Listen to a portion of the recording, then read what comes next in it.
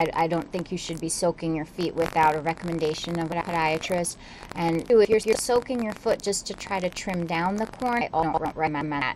If you're soaking your foot, just feel better. It'll feel better, but your corn will not go away. Definitely see your local podiatrist for a little bit more insight on corn removal.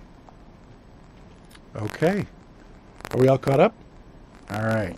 I wanted to go more about a woman who asked a question about standing up all day, and what kind of shoes are. That's a common occasion about our feet all day. In addition to shoe wear, what other things do you recommend people so that they aren't doing the same thing? Are there ways of vary their posture or the way they're standing? Definitely. I mean, we're allowing, if when you have a break and you can and kind of move around, people are located in a one position that's a little harder. But any kind of stretching that you can get in, trying to walk on the balls of your feet and trying to walk on your heels of your feet will kind of keep your muscles stretched out in your calves. That definitely helps. Switching your shoe gear, finding a couple of different shoes that are comfortable for you, and then rotating them daily will help a lot. And then, of course, we were talking about those inserts in your shoes, which help take pressure off the area too. So those are some things I would suggest. But really common, anything you can do to just kind of make the patient will help. So. That man versus woman, the Venus versus Mars question that guy asked for is a segue into a couple of the other shoes you have. Yes. One, of course, why don't you hold that, which is high heel. Not slow, has a little more wedge heel. So perhaps correctly blamed for creating the kinds of get winnable. I'm not here to take the rap for all of men, but. Right. Talk a little bit about what this shoe does to a woman who wears it a lot over time. What it's going to do is, obviously, women feel great in a higher heel, but over time, if you're wearing it all the time and for long periods of time, it's going to shorten, which is your tendon in the back of your calf. It's going to malalign your posture, judge your body forward and kind of angle your back really uncomfortable way that you're not supposed to be. I mean, this is essentially like walking on some type of still, not natural, which is not normal. We just got another call that a caller wants to know how you fix hammer toe. Well, hammer toes is another popular problem. We notice them a lot in the summer because our feet are more exposed. What a hammer toe is basically when your toe is curved upwards, or basically it's not straight anymore. It's contracted or crooked.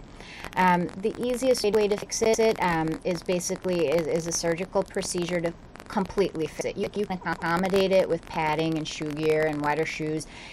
So nothing wrong on it, and it takes it, but to fix it surgically, it's a pretty quick procedure. It's not very long.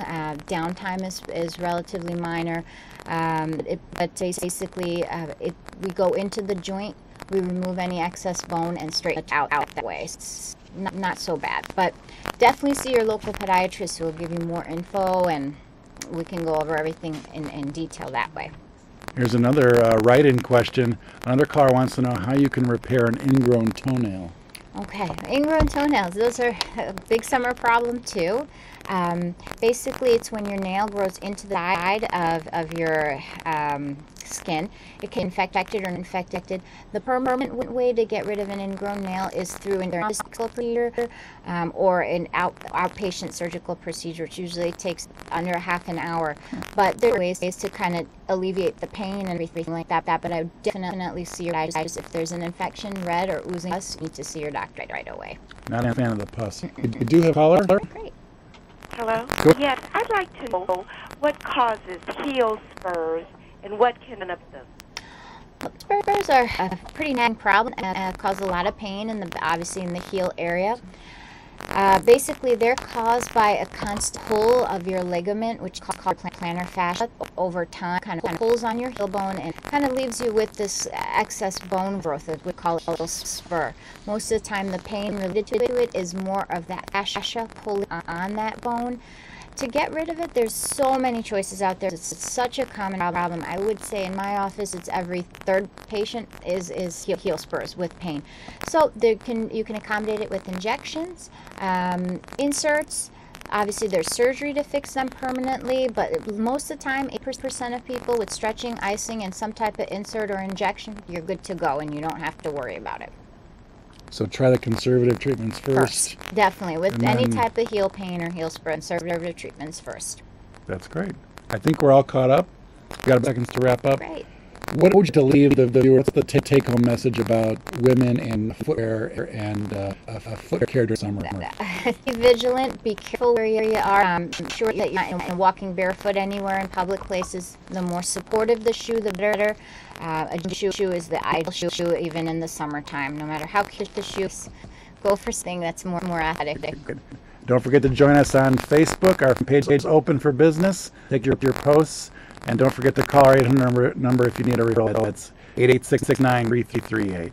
Thanks, and we'll see you next month. Thank you.